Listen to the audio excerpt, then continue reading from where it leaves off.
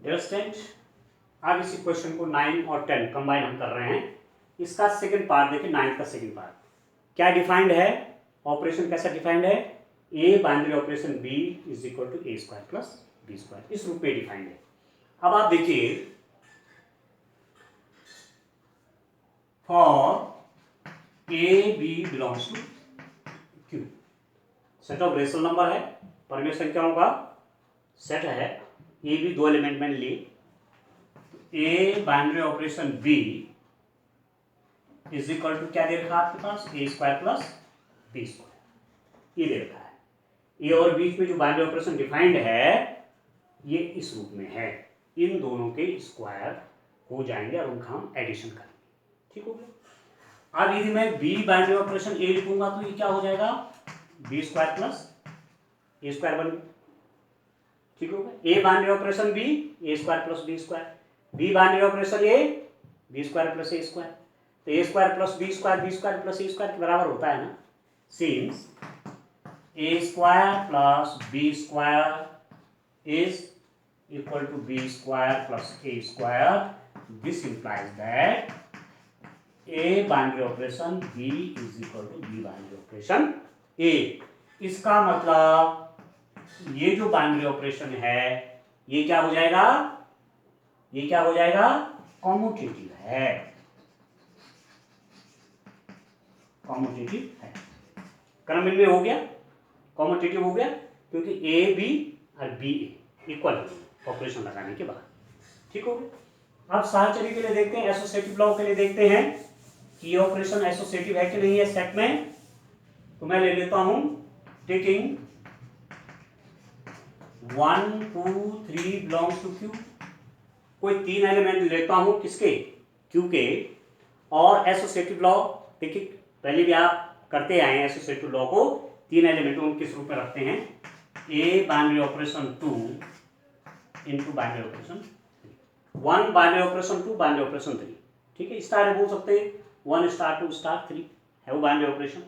कैसा डिफाइंड है 1 और 1 बाइनरी ऑपरेशन 2, ये डिफाइंड है कि दोनों का स्क्वायर करके ऐड कर दो।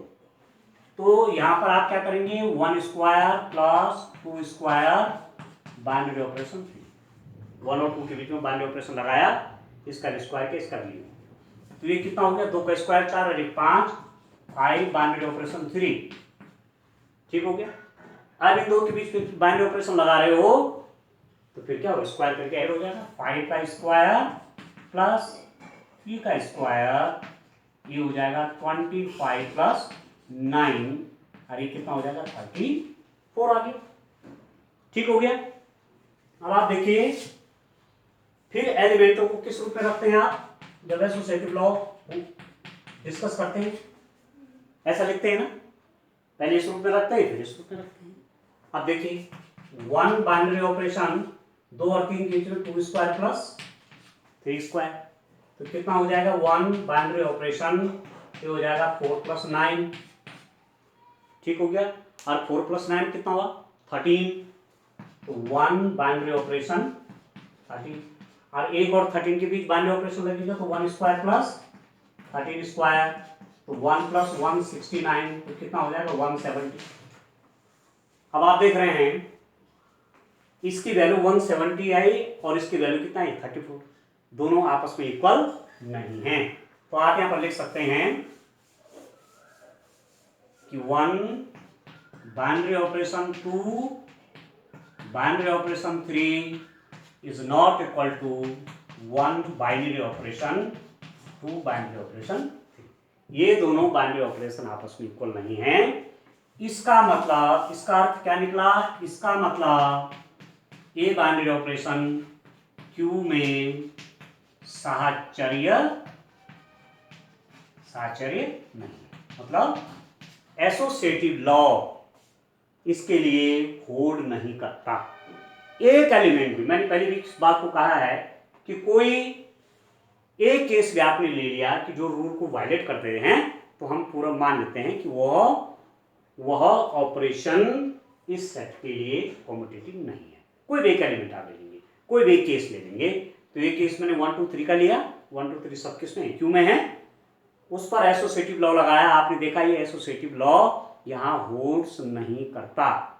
ठीक है, यहाँ ये एसोसिएटिव लॉ को फॉलो नहीं करता बाइनरी ऑपरेशन। इसका मतलब ये बाइनरी ऑपरेशन क्यू में साचल नहीं, एसोसिएटिव नहीं। अब इसी में 10th वाला क्वेश्चन का पार्ट क्या होगा कि इसके लिए हम आइडेंटिटी एलिमेंट निकालते हैं। आइडेंटिटी एलिमेंट के लिए क्या करते हैं आप, देखिए कोई element A belongs to Q के लिए यदि आप कहें कि ई क्या है आपके पास, ई आइडेंटिटी एलिमेंट है किसी भी सेट में, तो A binary operation E binary operation A बराबर ए होना चाहिए, तब जाके हम कहते हैं कि आइडेंटिटी एलिमेंट है वह। ठीक हो गया। अब मैं देखूं,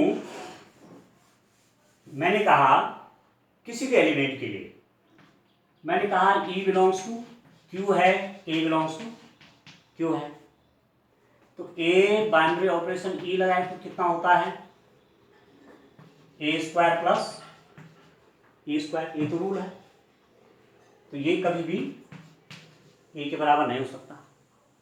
ठीक हो गया। और ई बाइनरी ऑपरेशन ए भी आपका E square plus A square, ये कभी भी ए के बराबर नहीं होता है। ठीक है।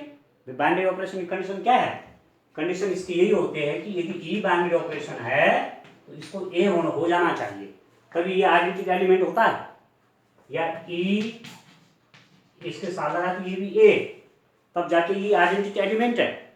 तो यहाँ पर तो ऐसा हो नहीं रहा है, ए के बराबर आ नहीं रहा है, इसका मतलब हम कह सकते हैं ए बाइनरी ऑपरेशन ई, आप कह सकते हैं इसको, इसका मतलब ई क्यू में इस ऑपरेशन के लिए आइडेंटिटी एलिमेंट नहीं है, आइडेंटिटी एलिमेंट नहीं। आप समझ गए इस बात को। कैसे आप आइडेंटिटी एलिमेंट देखेंगे, तो इसके लिए, इस ऑपरेशन के लिए आइडेंटिटी एलिमेंट नहीं है। सेट में आइडेंटिटी एलिमेंट का नेचर ऑपरेशन पे डिपेंड करता है, किस टाइप का ऑपरेशन आपने ले रखा है। तो ये जो ऑपरेशन है इसके लिए आइडेंटिटी एलिमेंट इसमें नहीं है, मतलब तत्सम अवयव की उपस्थिति नहीं है।